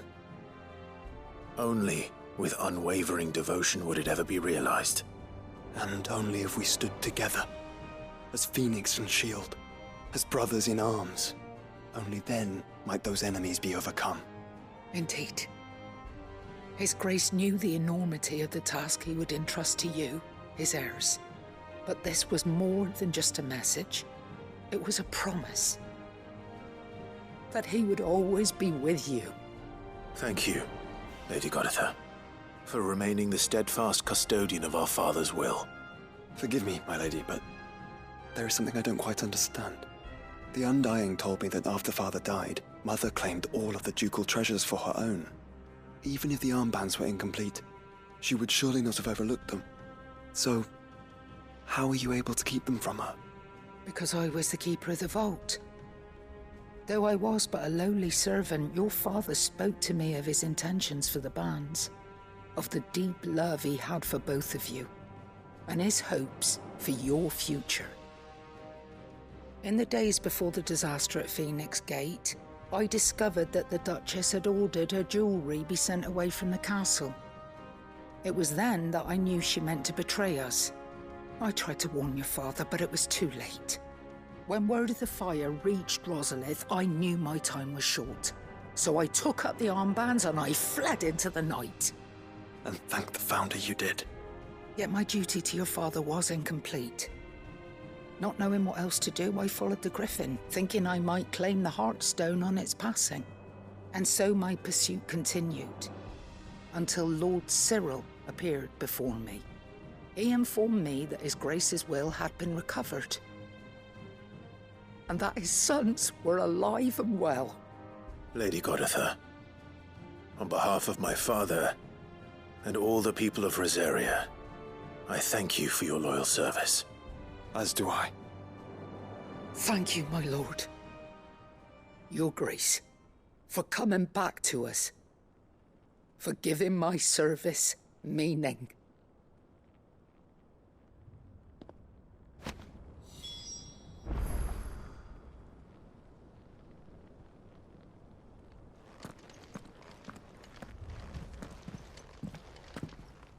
The bands suit you well. It must be gratifying to finally receive the inheritance that was denied you for so long. It is. And we thank you for the part you played, Cyril. If you would permit me to play my part a little longer, might I suggest that you make your way to your father's memorial atop Hawk's Cry Cliff? Let him see that you have received his blessing, and that his vision lives on in you. I suppose it would be churlish not to. What do you say, Clive? Should we pay Father a visit? I think we should. I was hoping to be able to offer him my thanks before we left for Origin. Your father's helm is enshrined there.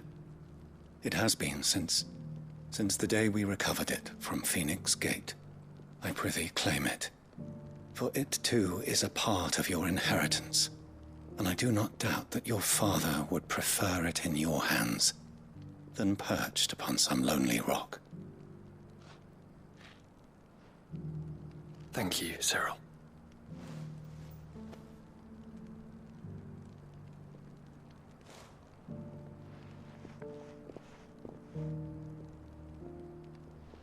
Come on, Clive. He's waiting.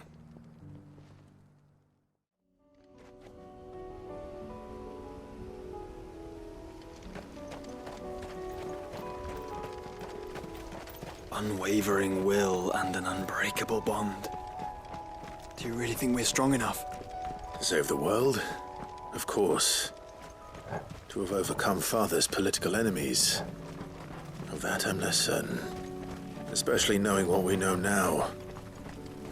What Mother was truly capable of. But perhaps these bands would have helped. Knowing he was with us would have made all the difference.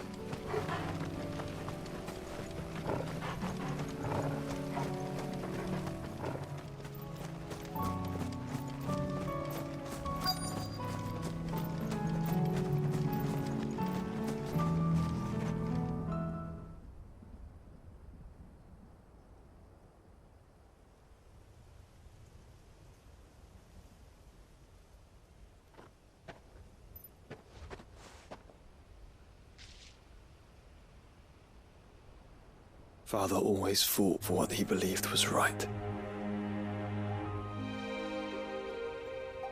It wasn't until that night at Phoenix Gate that I realized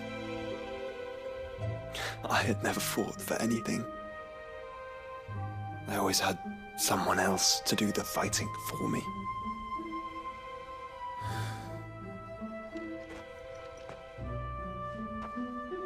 No matter how fate conspired against him, he never lost heart, never looked back, never stopped fighting.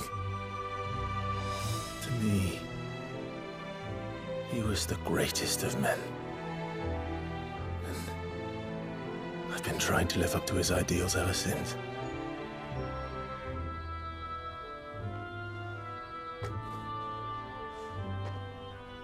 We all have, Clive. We all have. And we'll keep trying. Because that's what he would have wanted. What he would have done himself. Even if it meant standing against the very gods in the heavens. I shall be borrowing this, Father, if I may. That you might watch over us as we follow in your footsteps.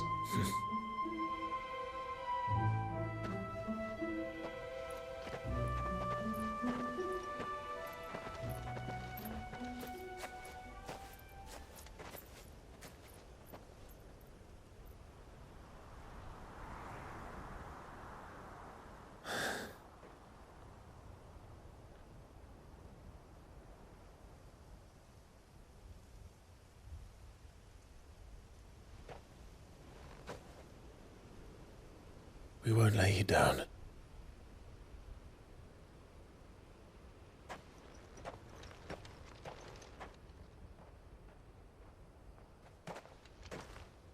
Onward then.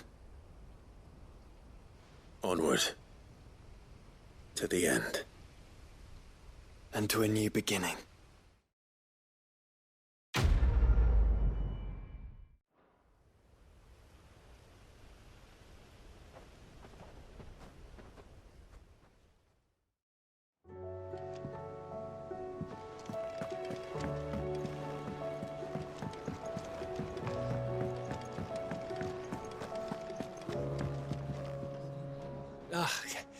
You alright? Something troubling you? No more than usual. It's just... Eda's baby will be coming soon, and I wanted to make something for it. I'm sure she'd like that. Back in the north, families would always make gifts when a bairn was on the way. Yeah, let the little tykes know they were welcome in their new homes, like. So, what's the problem? Well, the problem is that Eda's due any day now, and I don't know if I'll be ready in time. Is there anything I can do to help?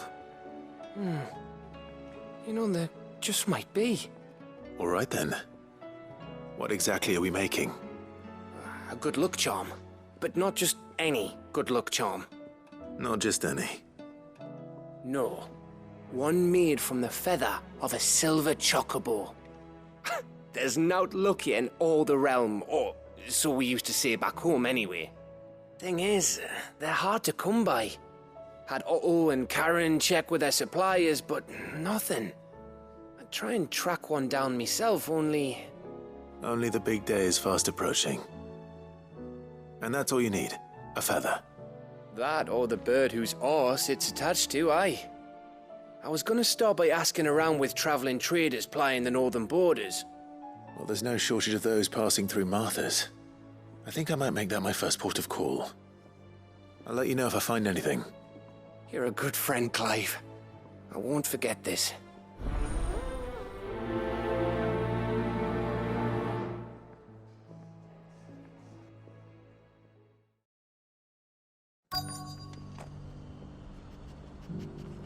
Let's hope one of the merchants here has what Gav needs. Excuse me. I'm looking for something. Oh, well, then I'm your man. A silver chocobo feather. Oh, or maybe not. Though you're not the first to mention the bird around here. There was a man stopped by the rest not long ago claiming he was attacked by a silver chocobo near some gutted hovel not far from Eastpool. Most took him for a braggart and a liar, but who knows? Perhaps there was some truth to his tale. We'll see. Thank you.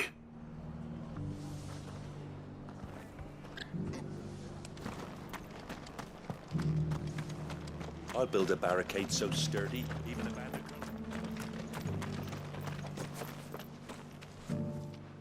Can I help you with summit? You wouldn't happen to sell silver chocobo feathers, would you? I deal in fruit, not fancies. But if it's fancies you're after, I suggest you try Rhiannon's ride. Was a silver chocobo seen there? Oh, yes. If you believe the ravings of a madman. It wouldn't be the first time.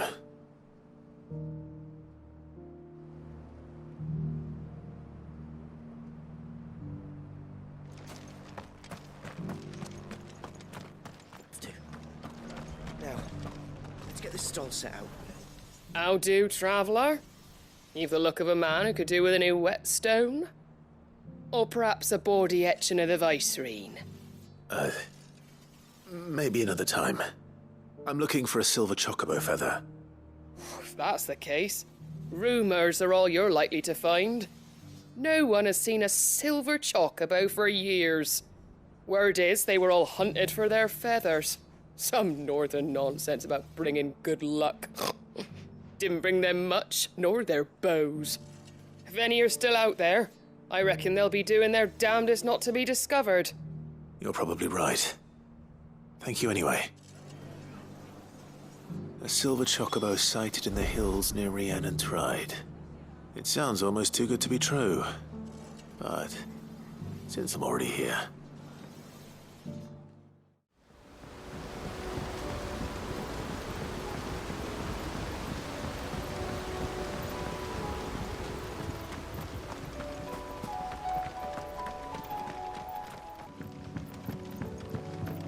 Tracks. They're not left by bandits for a change.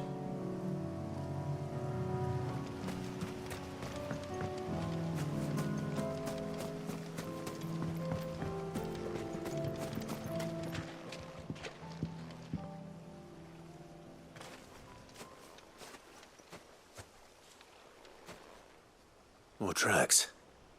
And these look fresh. A chocobo was here. And recently. Perhaps it still is.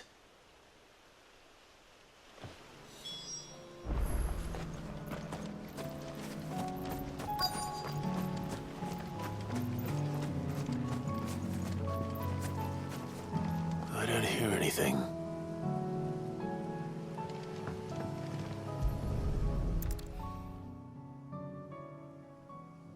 Well, I'll be damned.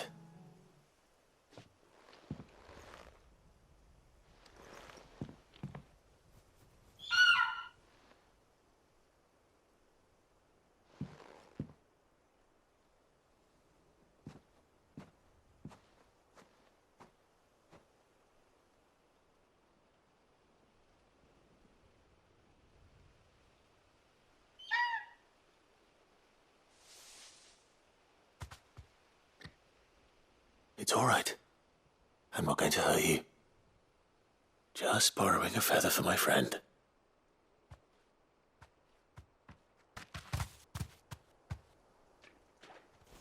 Thank you.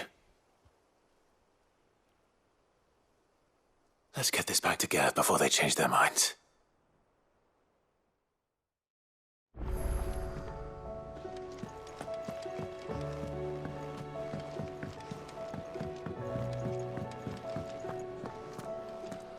It was no trouble at all. Still, I appreciate it.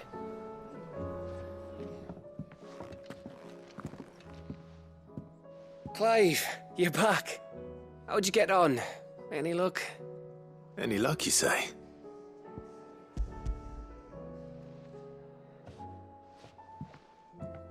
Crystal's crack. Is this what I think it is? Where in the hell did you find it? It's a long story.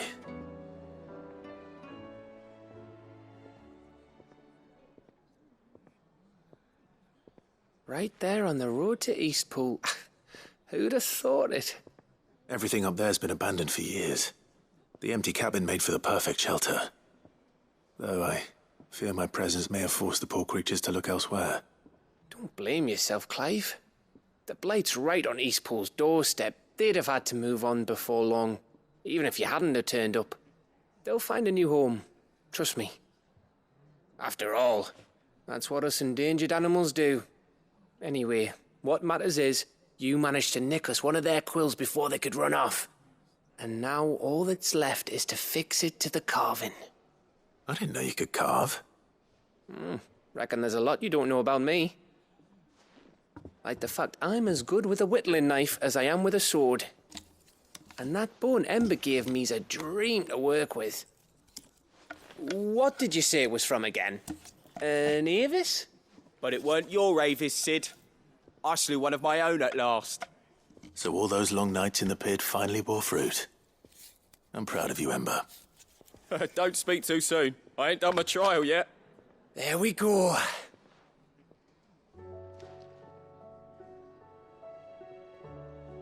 What do you think?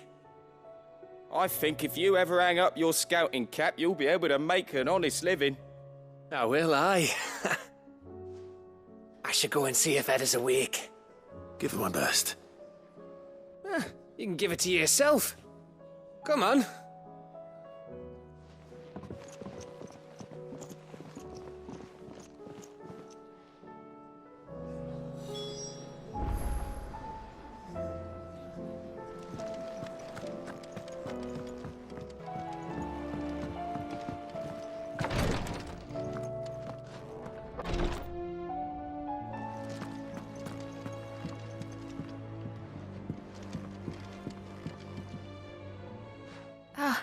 Me lords. How are you feeling? Well, thank you.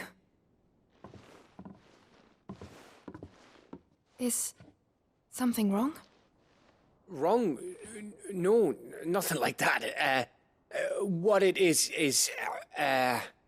Go on, please.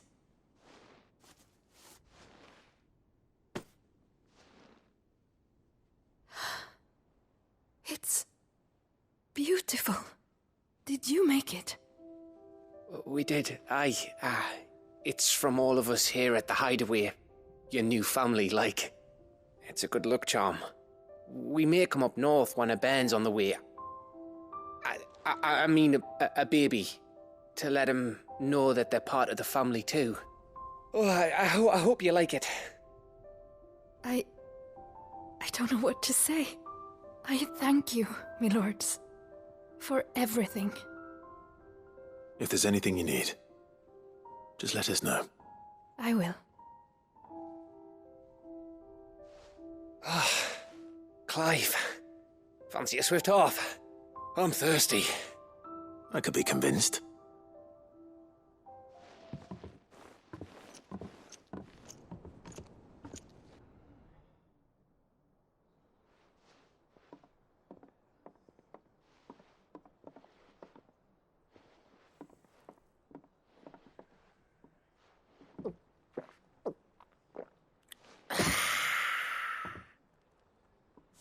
Don't you think you've had enough?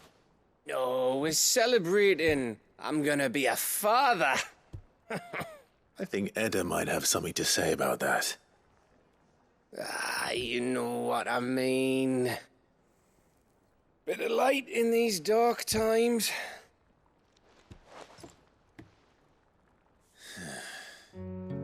Wasn't long after me 10th name day. My mum told us she was with child again. I was over the fucking moon. I was looking forward to having a little one to lord it over, what with me being the runt of the litter. Thought I'd finally have a chance to prove to the world that I could be a big brother. Imperials came the day she went into labour. Had myself a baby sister. And then I didn't. Me whole family gone in a blink, while I hid in the cellar like the spineless little arsehole I was. Great brother I turned out to be.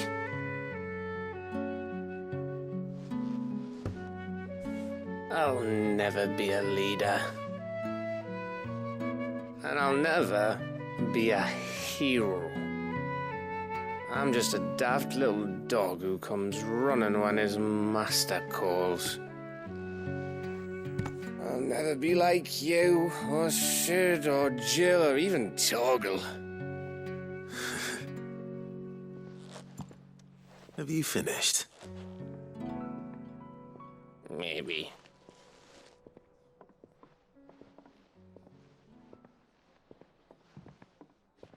Do you know why you're our best scout? Because you don't need anyone to hold your hand. Without your resourcefulness, your courage, your determination, I don't know where we'd be. Maybe hanging off a cliff like, That was only the once. Exactly. You learned from it.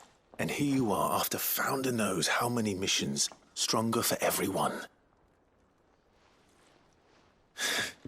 And let's not forget Rosalith.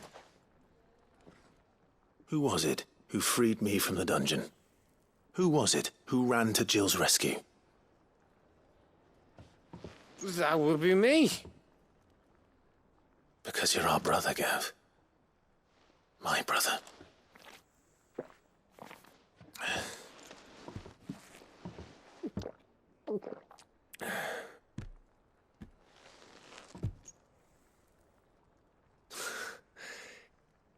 Your brother.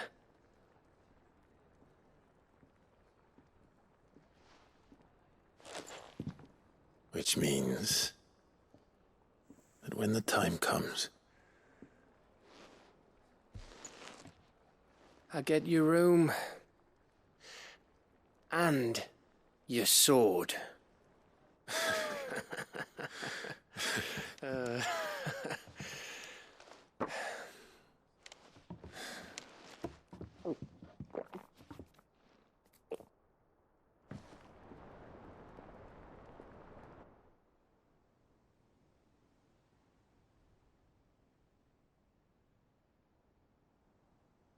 I may have had one too many.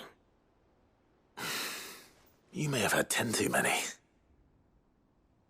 I said I was thirsty. Better get back to work anyway. After I walk this off. Clive? What is it? Thanks for, you know. I know.